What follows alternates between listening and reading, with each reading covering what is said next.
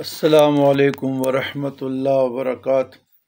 اللہم صلی علی سیدنا محمد وعلی آل سیدنا محمد وبارک وسلم۔ برادران اسلام، سوال ہے وسیلے کے متعلق کہ وسیلہ جائز ہے یا ناجائز، حیات ظاہری یا ممات۔ اہل سنت الجماعت کا عقیدہ ہے کہ انبیاء یا بزرگان دین کا وسیلہ قرآن اور حدیث سے، شارحین حدیث سے، فقہاء کرام سے اور تعلیمات صوفیاء سے، بلکہ آپ یوں سمجھ لیں کہ شریعت مصطفیٰ سے ثابت ہے، اور یہی اہل سنت الجماعت کا عقیدہ ہے۔ وسیلہ توسل، استعانت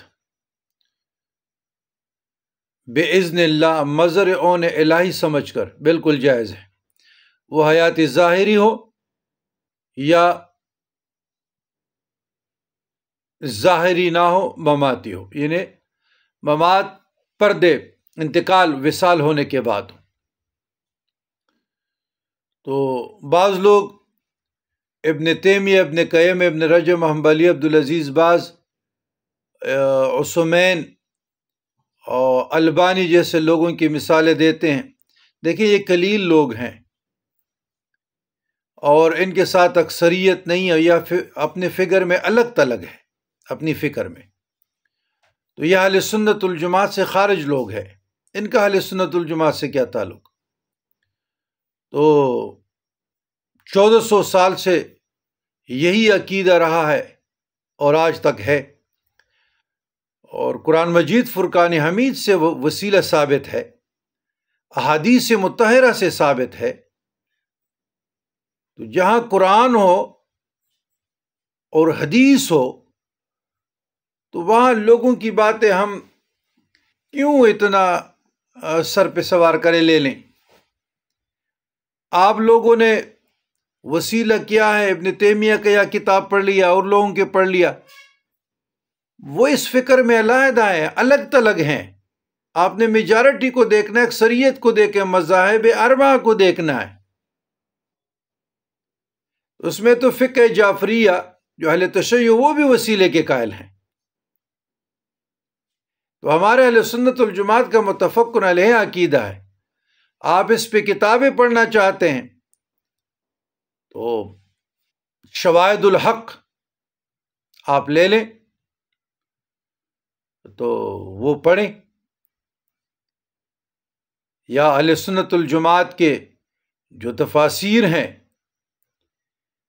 وہ لے لیں، جو بھی تفسیر، تبیان القرآن، تفسیر حسنات،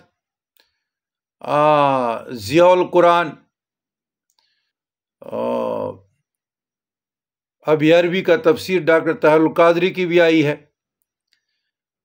اور تفسیر در منصور عربی کا ترجمہ ہوا ہے، وہ پڑھیں، تفسیر قرطبی پڑھیں، روح البیان پڑھیں، روح المعانی پڑھیں، قاضی ثناء اللہ پانی پتی کا تفسیر مظہری پڑھیں۔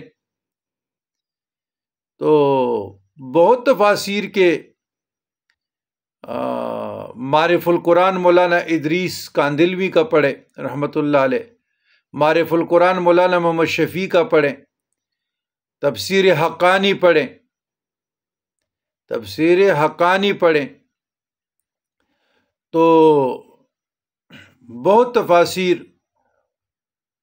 کی ضرورت نہیں ہے، اہل سنت الجماعت کا کوئی بھی تفسیر آپ لے لیں تو اس میں سے آپ کو، وہ علماء دیوبند سے اور بریل سے، اس وسیلے میں دونوں ایک ہی ہیں، دونوں کا عقیدہ ایک ہے۔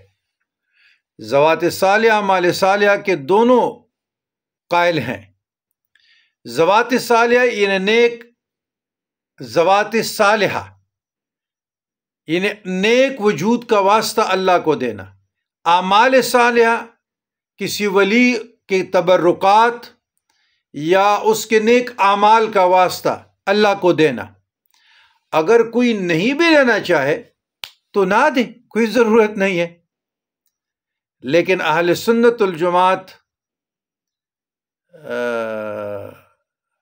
کہ ہم پیروکار ہیں اور ذوات صالحہ اعمال صالحہ کے قائل ہیں وسیلہ جائز ہے، وہ حیات ظاہری ہو یا حیات باطنی ہو، دونوں صورتوں میں جائز ہے۔